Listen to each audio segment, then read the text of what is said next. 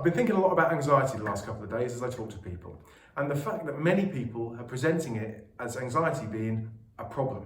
Anxiety is intrinsically a bad thing. The first thing to say is anxiety, first of all, it comes from inside, and it is absolutely a good thing. Anxiety is what keeps you alive. It is your fear response. The anxiety that you feel is in the moment you thinking you might be under a life-threatening situation. Now, the key to understanding your happiness is to understand when your anxiety was justified. Because if you faced a life-threatening situation and you avoided it somehow, then don't go back and think, why was my anxiety so bad right then? Go back and pat yourself on the back for being so brilliant that your anxiety stopped you ending in a life-threatening situation. If it wasn't a life-threatening situation, what you need to understand is how much it's going to affect you in terms of feeling safe. Because safe means happy. Fear means unhappy. So, our lives need to be a safe box for us to be the happiest. Safe is inside our safe. So safe is inside us. And this is our safe box. And in life, we can have things inside it that make us safe or unsafe. But that's our choice. When we decide we're going to have things inside it to make us feel safe, what we need to do is first of all work out what now makes me feel safe. For some of you, it might be just me on my own. For other people, it will be just me on my own and sometimes with somebody else. For many of you, it might be me and a partner, me and a friend. But whatever the relationship is, in order for it to feel safe, you need to work out what things make you feel safe and what things make you feel not safe. And then you need to realise that those things come from inside, not affected on you. So let me give you an example. If I've got a partner and in our relationship we've decided that one of the people provides income and money, and one of them provides more of the home care and the childcare and all those kind of things, we've got an equal relationship, but one of them brings in money. But the person who's put in the finance and whatever else they put in, so here's our money, maybe that they're not good at some other things that you don't like. So they're making you feel safe by providing, but lots of the things that are happening over here are making you feel unsafe. And let me give you one simple example. I fear deep down not being noticed. If I'm not noticed, I'm not kept safe because I don't trust myself to keep myself safe. The opposite of that is someone who fears being noticed because they know ultimately they're the person who can keep themselves safe, so they're more shy. People who fear not being noticed because they can't keep themselves safe might appear to be more outgoing. But let's say what really troubles me is that I don't think I look very nice. And what really helps me is when my partner says, "You look nice today." Well, I've got two choices here. The first choice is I can go to them and say, "Your behaviour is causing me to feel miserable because you never say that I look nice." But actually the first port of call should be, for me to feel safe, I need someone to help reflect back to me that I look okay. I can go out in the world. I look nice. If I can't find it for myself.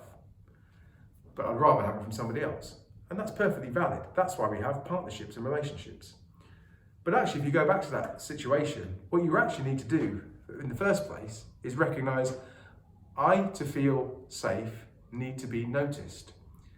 That person isn't noticing me, but it is important to me that they do. So the obvious thing to do is say, "Can you see me? Do you notice me? Do I look nice today?" If they respond every time by either ignoring you or saying you look terrible or saying horrible things or giving you advice or telling you to change the way you look, then that's your decision to make as to whether actually their safety is worth having.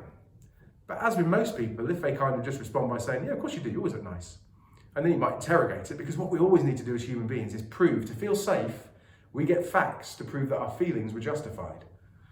So we might ask them, "Well, do you like the colour? Do you like how I look? Do you like this? Do you like that?" Whatever the answer is, it doesn't matter. We're just using facts to increase our feeling of safety. So you can only do that for yourself. You can either train somebody or find somebody who just naturally does that a lot, or you yourself can recognise that's what you need and you can ask for it.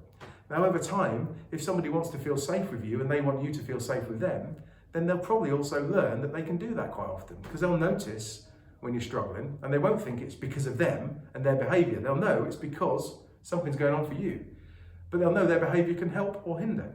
Over time, they learn the behaviour that helps, and they'll do it.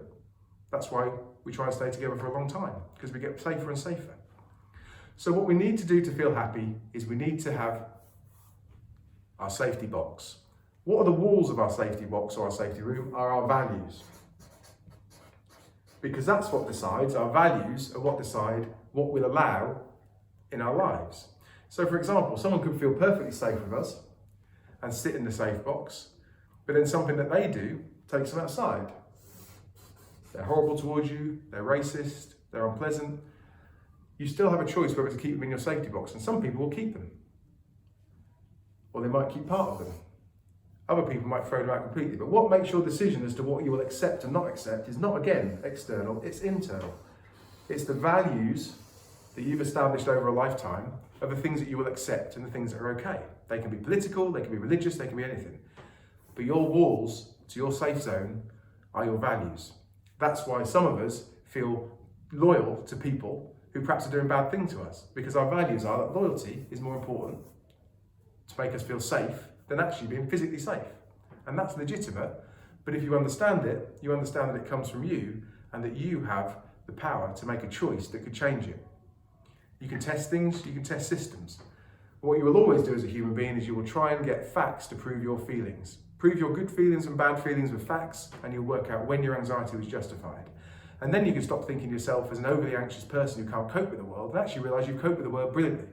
Because if you go back and realise you're in an abusive relationship that could have ended up with you dying, if you realise that your parents were violent to you, if you realise that you were brought up by a person who might drink drive quite often, the reality is your anxiety kept you alive. You were in life-threatening situations quite a lot.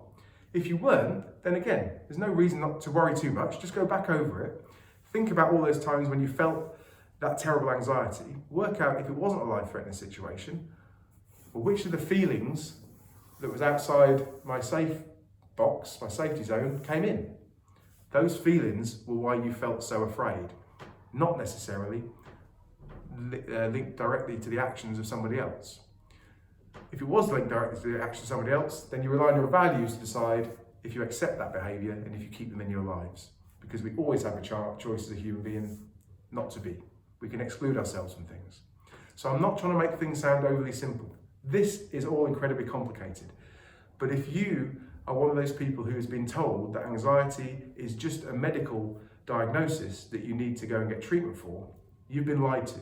Anxiety is a good thing. It's kept you alive. The fact that you're alive today is proof that your anxiety has worked.